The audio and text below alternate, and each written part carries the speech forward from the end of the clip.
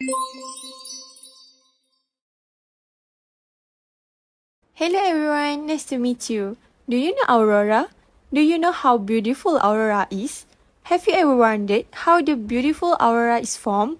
Well, sun ejects a lot of energy and small particles every second with high speed. The northern and the southern lights, commonly known as the aurora borealis and aurora australis, arise when high energy particles from the sun clash with neutral atoms in our atmosphere. From ancient time, people have been awed by the light show that is produced by the energy released during this collision. Yet, the path of the particle isn't as just simple. So, let me tell you the journey of how the particles from the sun reaches the earth and causes the formation of aurora.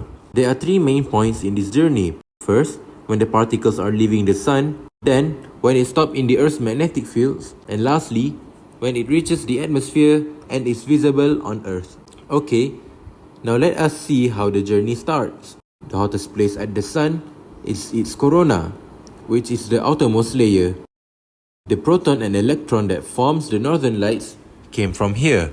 As the corona is the hottest part of the sun, hydrogen and helium atoms vibrate and release protons and electrons. These protons and electrons are currently in charge, which causes them to accelerate so fast to the point where it can no longer be held back by the sun's gravity. It then combines into plasma, an electrically charged gas. The plasma known as the solar wind will move away from the sun to continue their journey, but hold on! Solar wind cannot enter the planet directly as the Earth has already created a diversion to stop it, which is known as the magnetosphere. What is the magnetosphere? Magnetosphere is the magnetic current of the Earth which protects our planet from the solar wind by sending out a particle around the Earth. But when the magnetosphere is overrun by a new wave of travelers, they still have a chance to proceed the journey down to the atmosphere. When the sun launches a huge ball of plasma into the solar wind, it is now known as a coronal mass ejection. When this happens, a magnetic storm is produced. Then, these coronal mass ejections will strike the Earth and entering the magnetosphere. A portion of the deflected particles are flung towards the Earth by the magnetosphere. These deflected particles will be dragged down by the magnetic fields to the aurora ovals. Aurora ovals are the place where the northern and southern light are located.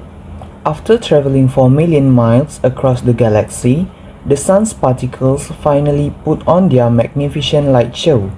When oxygen and nitrogen atoms on Earth are encountered by electrons and protons from above the Earth's surface, they receive energy from the sun particles.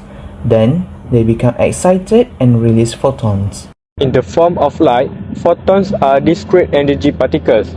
The wavelength of the atom's photon determines the color that are seen in the sky. As example, the color of green and red are produced by excited oxygen atoms, while the color of blue and deep red are produced by excited nitrogen atoms. The result of this interaction together creates the northern and southern light, which is aurora borealis and aurora australis. What is the best time to see the aurora? Brilliant nights near the magnetic north and south poles are the greatest time to see the polar lights. The aurora is best observed at night because it is considerably fainter than sunlight and is not visible during the day. But there are something that you need to know about aurora. It may seem beautiful. However, magnetic storm and active aurora can sometimes interfere with communication. They can disrupt radio and radar signals. Even worse, the intense magnetic storms can even disable communication satellites. As a conclusion, the aurora that has traveled 1 million miles from the sun to the earth may be dangerous if it exceeds certain magnetic index.